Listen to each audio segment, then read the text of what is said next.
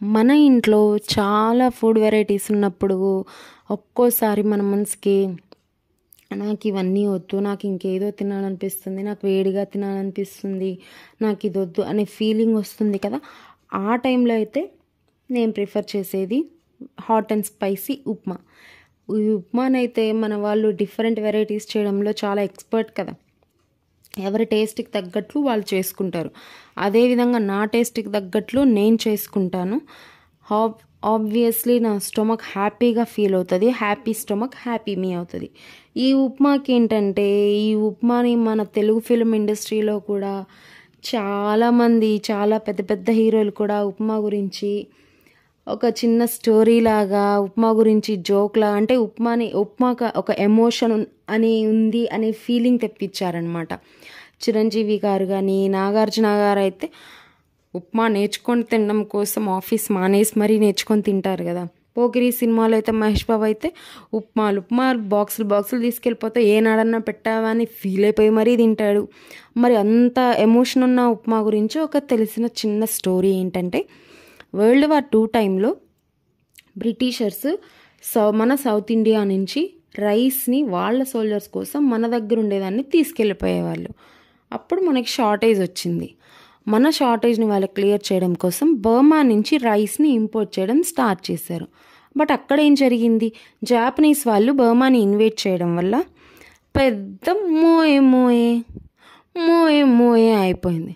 ఆ మోయే బ్రిటిషర్స్ కాదు, మనకైంది. సివియర్ షార్టేజ్తో మన వాళ్ళు ఆకలితో చచ్చిపోయేవాళ్ళు అనమాట.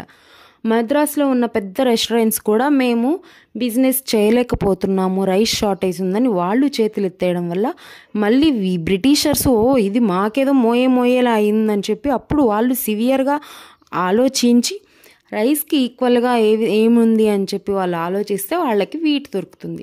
ఈ వీటు పంజాబ్లో ఉంటుంది కదా, పంజాబ్ నుంచి మనం ఈజీగా తెప్పించుకోవచ్చు అనే ఉద్దేశంతో వాళ్ళు ఆలోచించారు. బట్ వీటితో, గోధుమలతో చపాతీలు ఎక్కువగా మన సౌత్ ఇండియన్స్ ప్రిఫర్ చేయరు, రైస్ ఎక్కువగా ప్రిఫర్ చేస్తారు, ఈజీ ప్రాసెస్ అనేసి వాళ్ళ ఉద్దేశంలో వీటిని రవ్వలాగా చేసేసి అది చాలా చీప్ ప్రోడక్ట్, వాళ్ళకి కాస్ట్ కటింగ్ అవుతుంది, మనకి ఫుడ్ దొరుకుతుందని చెప్పేసి ఈ ఉప్మాని చేసుకోవడం మన వాళ్ళకి తెలియదు. అందుకని ఏం చేశారు, వాళ్ళు ఫ్రీ కుకింగ్ క్లాసెస్ కండక్ట్ చేశారు.